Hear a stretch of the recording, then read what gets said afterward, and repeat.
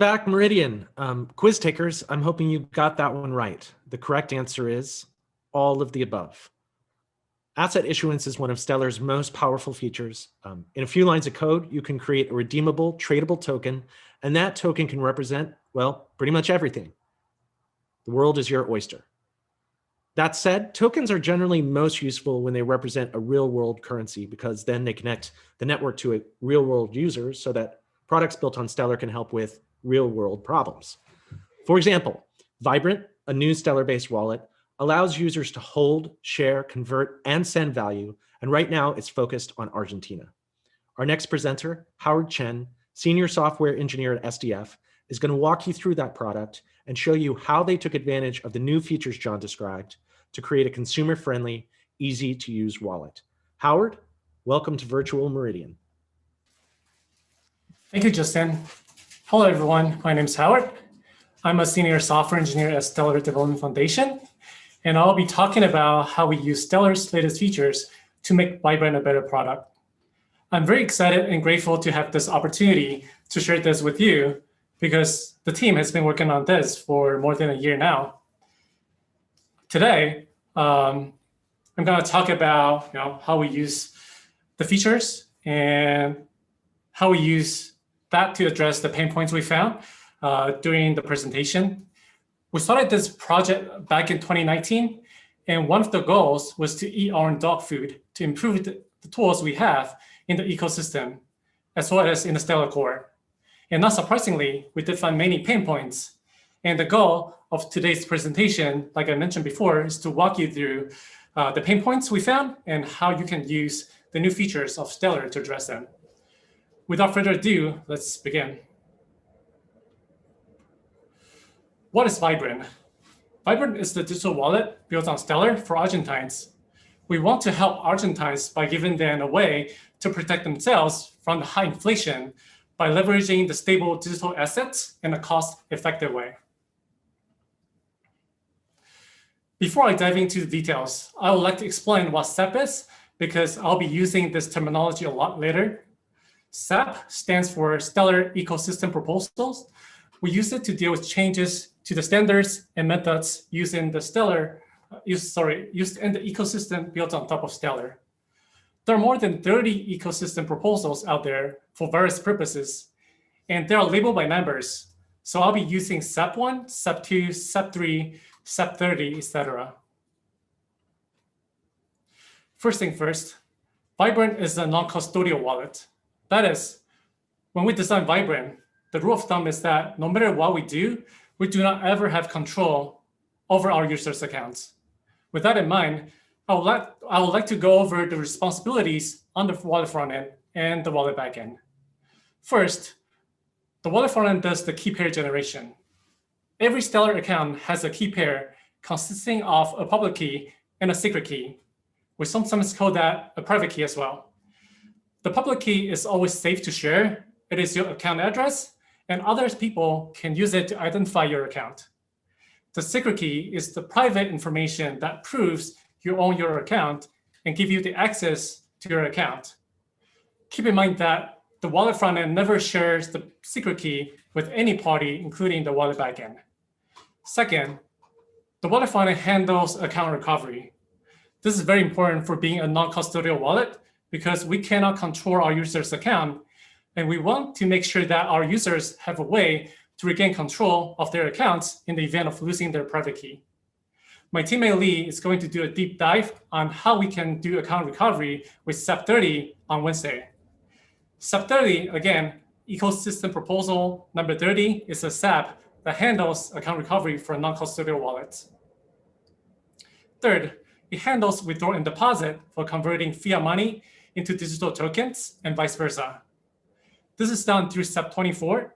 SEP24 is a SEP that handles the interaction between the wallet and the entity that takes deposit and issues the corresponding token on behalf of users.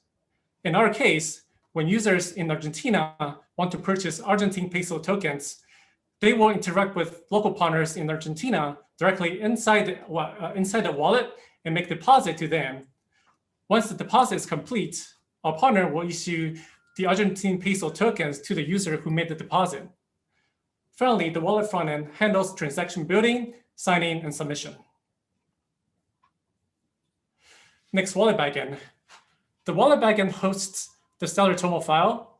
Stellar TOML file is a place where others can find information about your Stellar integration. You can find the details about how to use Stellar TOML file in step 1. Second, the backend stores user information so that each user can be uniquely identified. Third, because we store those informations, users can find each others in the app with those attributes like username, phone number, and email. Not only that, people outside the wallet can also find our users through the federation endpoint. The federation endpoint implements the federation protocol, which is defined in step 2. Federation protocol is basically a thing that maps Stellar addresses to more information about a given user. Finally, the wallet backend manages account reserve and transaction fee.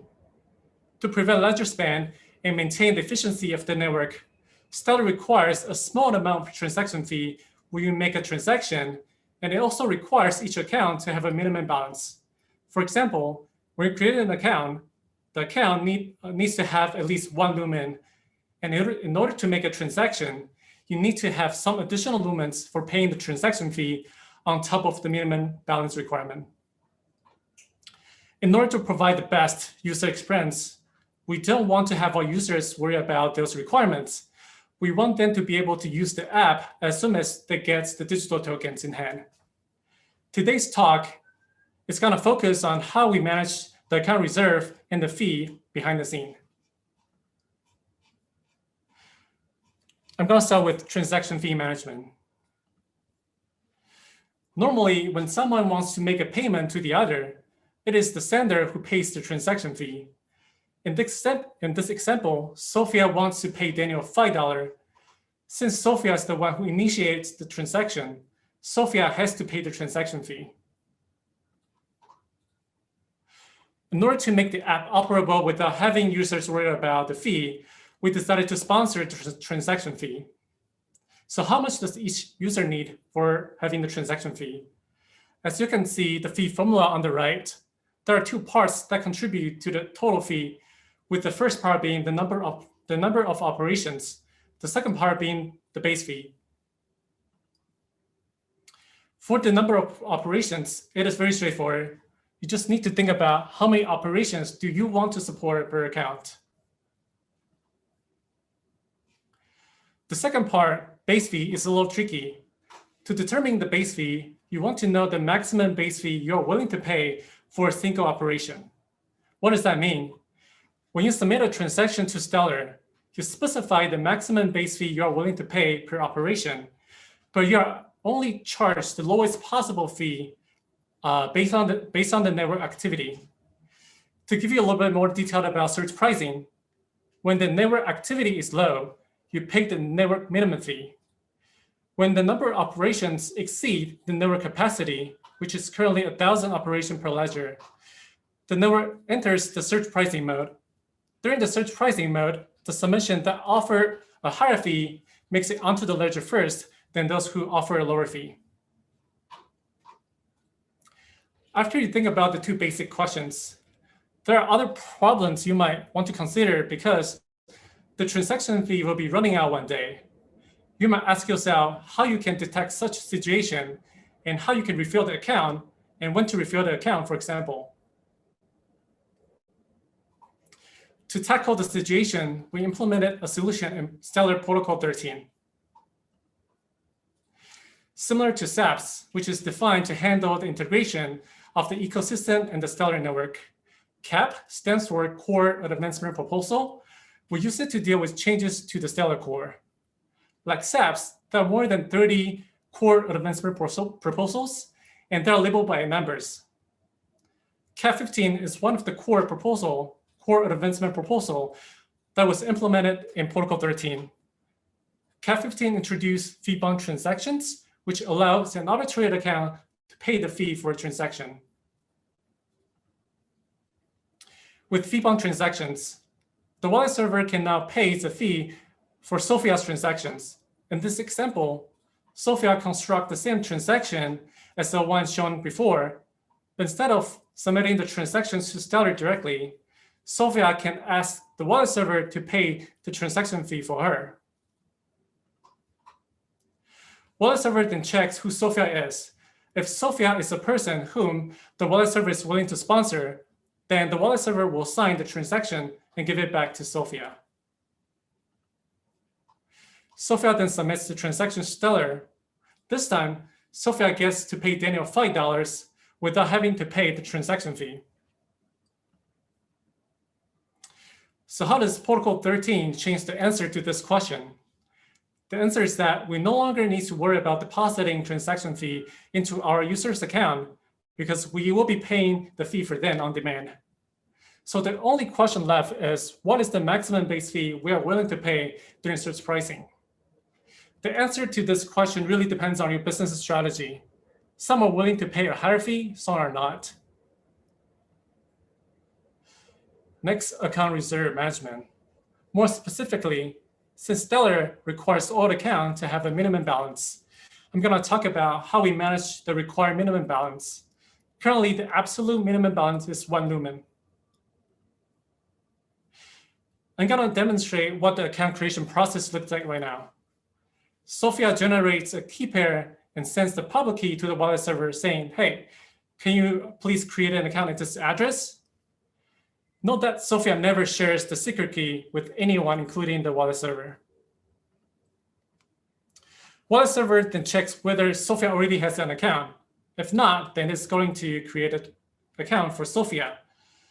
And since the wallet supports N trust lines, the wallet server will give Sophia extra N times 0.5 lumen. What is that?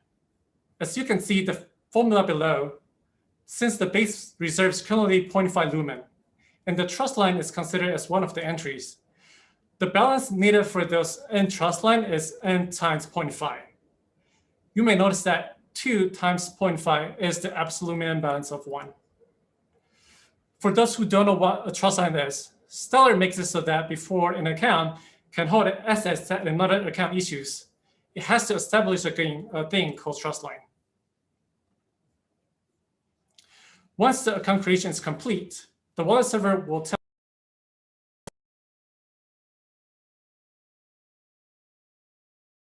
having users worry about the reserve requirements, we decided to sponsor the account reserve for our users. Looking at the formula again on the right, there is only one variable you need to consider, which is the number of entries. Entries include trust line and signers, offers, and data entries. And since Vibrant only uses trust line and signers, I'm going to only talk about the two. For trust lines, you want to know how many trust lines you want to support and whether you plan on supporting more trust lines in the future. Same for signers. You want to know how many signers you want to support, and do you plan on supporting more signers in the future? For those who don't know what signer means, a signer is another key that gets to control the account. Each additional signers beyond the original private key increases the minimum balance of the account. Because of the minimum balance requirement for having trust line and signers, you might want to take this into consideration when creating an account. Otherwise, you have to send extra lumen to those accounts who need it in separate transactions later. We can think about providing the necessary reserve during account creation. You might also wonder whether you want to provide more base reserve as a buffer. On the opposite side, you might wonder, is it possible that you drop support of a certain trust line or signer in the future? You really don't want to allocate too much unused lumen to users' account so that you can optimize the way you use your funds. This is when Protocol 15 comes to the rescue. Like CAP 15 I talked about previously, CAP 33 is another CAP, core advancement proposal that was implemented in Protocol 15.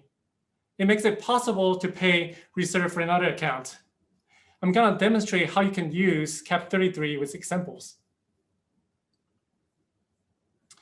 Like before, Sophia generates a key pair and sends the public key to the wallet server. This time, instead of creating an account directly at the address that Sophia provides, the wallet server is going to return the transaction back to Sophia, asking whether she agrees to let the wallet server be the sponsor of her account. Why is that? CAP33 requires the sponsored account to sign off the transaction because the relationship between the sponsoring account and the sponsored account can only be created by mutual agreement. Sophia then signs the transactions to agree to let the wallet server to be the sponsor of her account. Once Sophia submits the transactions to Stellar, the sponsorship for the account creation will be created. You might already notice that the starting balance of Sophia's account can be 0. Why is that? Since the account creation is equivalent to 2 entries, the new balance requirement for Sophia's account becomes 2 minus 2, 2 being it's sponsored by others, and times the base reserve, which is 0 in this case. On the other hand, the wallet server needs to maintain a higher balance because it is sponsoring Sophia's account. In this case, it needs to have like 2 entries. So 4 times the base reserve will be the minimum balance requirement for wallet server. Similarly, Sophia can ask the wallet server to sponsor a trust line. In this case, Sophia is asking the wallet server to sponsor the trust line to Pizza. Wallet server checks whether Sophia has the trust line or not. If not, the wallet server will return the transaction to Sophia, asking whether she agrees to let it be the sponsor of the trust line. Sophia signs the transaction to agree to let the wallet server to be the sponsor of her trust line. Once Sophia submits the transactions to Stellar, the sponsorship for the trust line will be created. In this case, the new balance requirement for Sophia's account becomes 2 plus 1, 1 being the trust line, minus 1 being the trust lines being sponsored by others, times the base reserve. On the other hand, the wallet server needs to maintain a higher balance because it is sponsoring Sophia's trust line. In this case, 2 plus 1, 1 being it is sponsoring Sophia's trust line, times the base reserve. What is convenient about CAP33 is that you can even sponsor both a create account and trust line in the same transaction. Well, I didn't mention signers in previous examples, but you can actually sponsor signers as well. As you can see on the right, with Protocol 15, the new minimum balance requirement becomes 2 plus number of entries like before, plus the number of sponsoring entries if you are sponsoring others, minus the number of sponsored entries if you are being sponsored by others, times the base reserve. So how does Protocol 15 changes the answer to this question? Since the sponsor reserved stay in sponsor's account, and we can sponsor new trust line and signers as needed, we no longer need to deposit account reserve into user's account anymore. So the only question left is what is the maximum number of entries we are willing to sponsor per account? You probably don't want to sponsor unlimited entries for a user because you will need to maintain a higher balance in the sponsoring account. There's actually one more thing in Protocol 15 that I want to talk about today, which is CAP23. CAP23 is another core advancement proposal implemented in Protocol 15. CAP23 introduced new operations that separate sending a payment from receiving a payment. What do we do? How do we do that? This CAP introduced a new concept called claimable balance. With claimable balance, the success of sending depends only on the state of the sending account, and the success of the receiving depends only on the state of the receiving account. Before Protocol 15, when someone wants to make a payment in non-native assets, the user usually have to check whether the destination account, has the trust line to the sending asset or not. If the destination account doesn't have the trust line to the sending asset, the payment will fail with payment no trust error. With CAP 23, sender will still need to check the trust line in the destination account if they wish to make the sending and receiving atomic. However, senders can send payments or any payment instantly as long as the asset doesn't require issuer's authorization. And senders can specify when the claimable balance will be valid. On the receiver's end, receivers can take their time to create the trust line and claim the balance while it's valid. So with Protocol 13 and 15, they really makes our life a lot easier because user can start with zero balance. We no longer need to sponsor transaction fee and account reserve for our user by depositing those into user's account. And users can make frictionless payment with the help of CAP 23. Finally, wallets can make funds in one single account. We really take the lesson we learned from building Vibrant and make improvements to the Stellar network, which in turn make Vibrant a better product, in my opinion. I expect that we have more iteration like this in the future. You can find more information about Vibrant at vibrant.cash. This is the end of my presentation. I thank you for tuning in, and this is the question times. Great, Howard. That was fantastic. Thank you so much. Meridian, if you have questions for Howard, please ask them using the QA button to the right of your screen.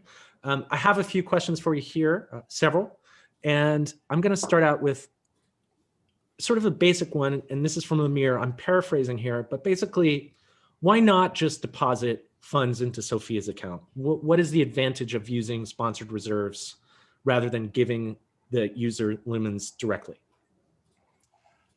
Well, like I said, the number of trust line can change because the wallet might support 2 trust line in the beginning, and then we decided to support more. Then you have to allocate more reserve into the account. So, I mean, that variable will change like throughout the time.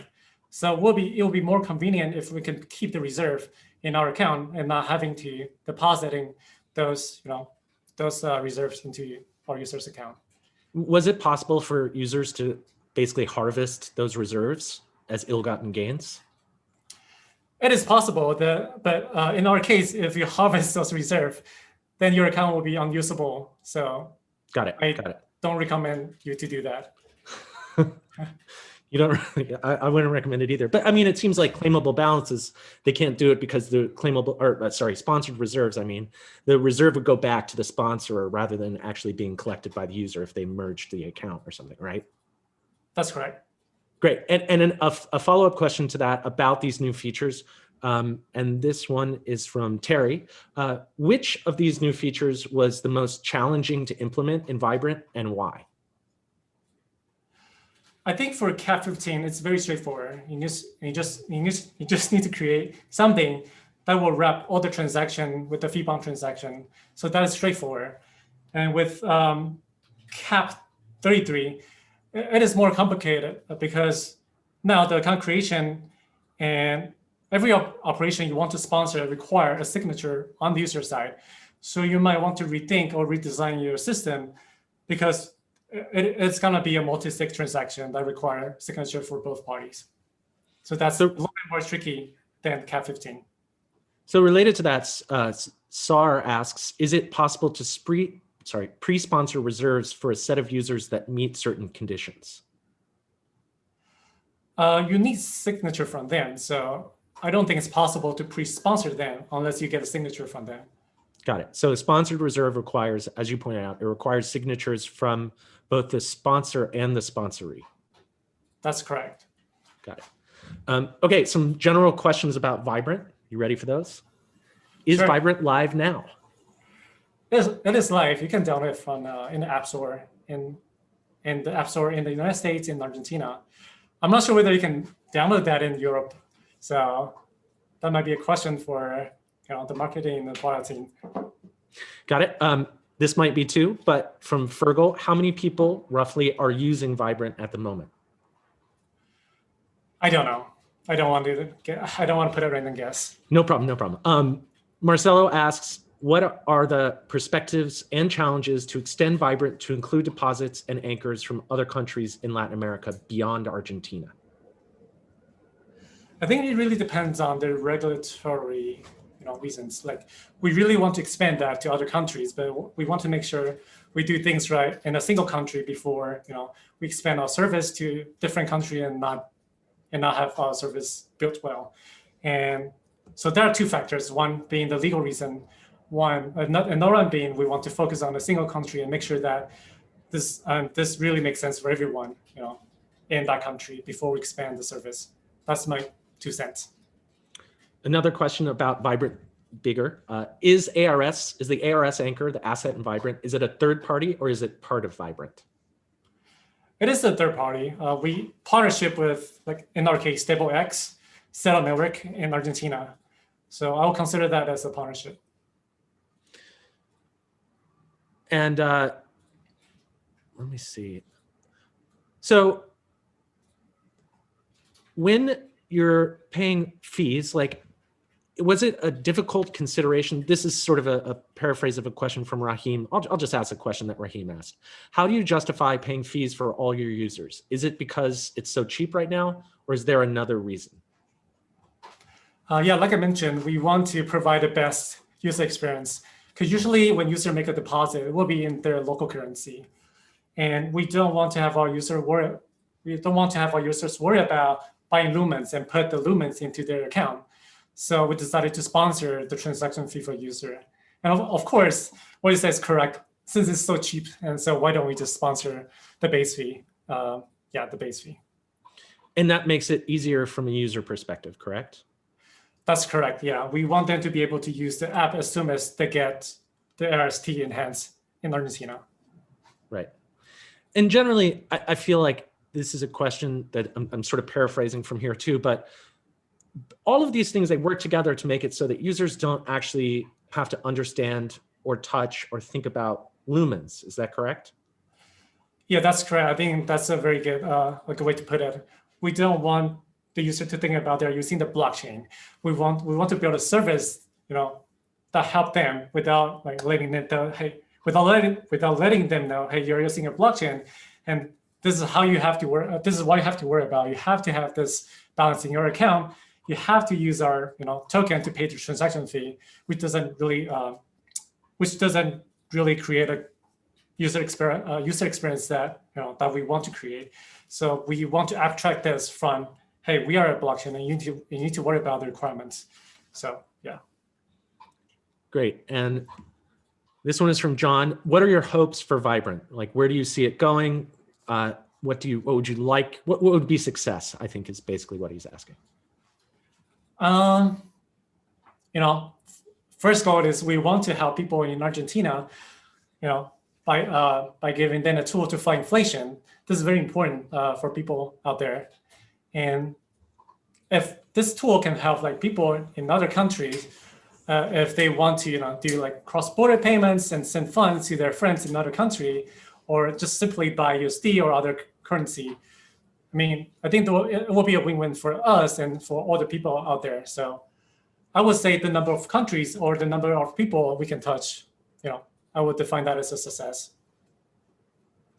Great. One from Juan, which is basically, have you considered using threshold signatures in Vibrant? I think the question is, have you considered implementing other aspects of Stellar, including multisig, into Vibrant?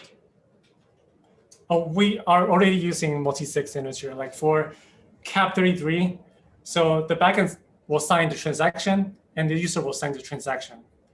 And not only that, on Wednesdays, my teammate Lee is going to have a talk on SEP30, which is basically you use a recovery server hosted by different party, so that it has to be a multi-sig transaction in order to make a transaction. You need to have one signature from one recovery server and another signature from the other recovery server in order to recover your account.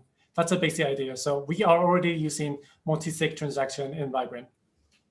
Got it. So in addition to all these different features that you've talked about that you've implemented that basically make it really easy for users not to have to worry about lumens, there's also another piece of Vibrant that we're going to hear about tomorrow, I think, that handles key management and also tries to make it user-friendly. Is that correct? Yeah, that's correct. Because the account recovery is very important. We don't control our users' account, so we want them to be able to, recover their account if anything happened to them.